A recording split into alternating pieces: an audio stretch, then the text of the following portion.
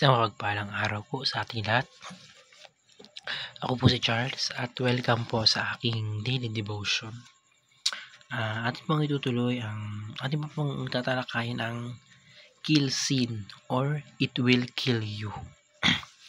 Ating po tatalakayin ang talatang Mark chapter 7 verse 14 to 23. Ang sabi rito, for from within out the heart of man come evil thoughts, sexual immorality, theft, murder, adultery, covenantality,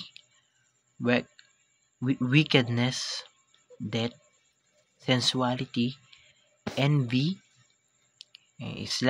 slander, pride, foolishness. All these evil things come from within and they defile a person. So, dito sinasabi yung mga iba't ibang uri ng kasalanan o yung iba't ibang uri ng sin sa atin mundo. So, ayun.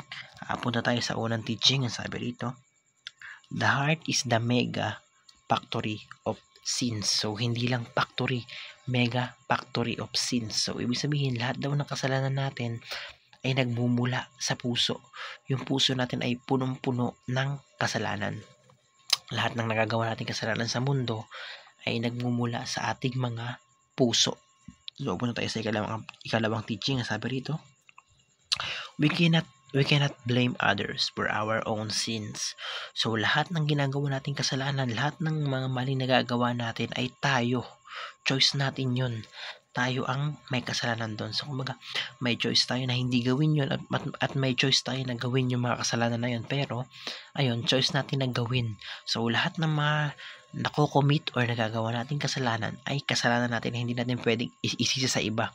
Hindi natin pwedeng sabihin na, ganto kasi, ganyan kasi.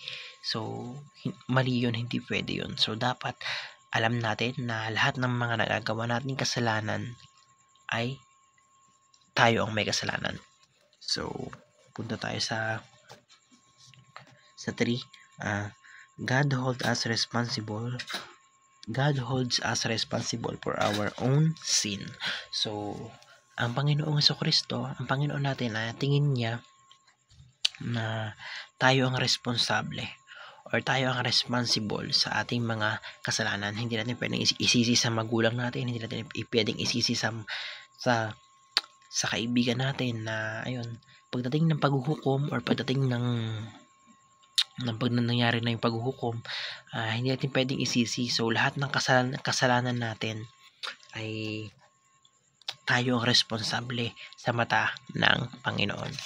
So, punta tayo sa unang application ng sabi rito, do not let the seeds germinate, take root and grow. So, meron na tayong kasalanan sa ating mga puso. So, hindi lang dapat nating hayaan na mamunga yun or tumubo pa.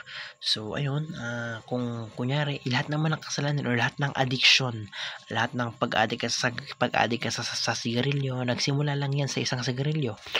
Pag-addict ka sa alak, nagsimula yan sa isang alak, sa isang shot. Pag-addict ka sa isang kung anong pinag-aalikan mo, kumbaga nagsimula lang yan sa isa. So, wag nating hayaan na yung isa na yun ay tumubo or mag-germinate pa sa iba pang kasalanan. So, ayun, do not let the seeds germinate and root and grow. So, wag nating hayaan na lumaki yung mga kasalanan sa puso natin. So, punta tayo sa ikalawang application, kill sin before it kills you. So, kung ano man yung mga kasalanan natin sa puso, patayin na natin. Alisin na natin bago pa tayo ang patayin yan. So, kumbaga, meron na tayong kasalanan sa atin, meron na tayong kasalanan sa mga puso natin. So, patayin na natin yun bago pa tayo ang atakihin niya. Kumbaga, atakihin na natin yun or tanggalin na natin yun bago pa tayo ang atakihin nung mga kasalanan na yun. So, muna tayo sa ikatlong application na sabi rito, depend on the power of the Holy Spirit. So, ayun, in order na makawala or in order na matalo yung mga maliliit na kasalanan sa puso natin, ay dumepende tayo sa Holy Spirit. Huwag nating iasa lang sa sarili natin na kaya ko lagpasan yung mga tukso na to, kaya kong lagpasan yung mga kasalanan na to. So hindi. So dapat hayaan natin na dumepende tayo sa Holy Spirit. Dumepende tayo sa Espiritu Santo na tutulungan niya tayong malagpasan yung kasalanan na to, tutulungan tayong malampasan yung tukso na to, ganun. So ayun, napakarami kong natutunan sa araw na ito. Ito na ang katapusan ng aking daily devotion, and glory to God.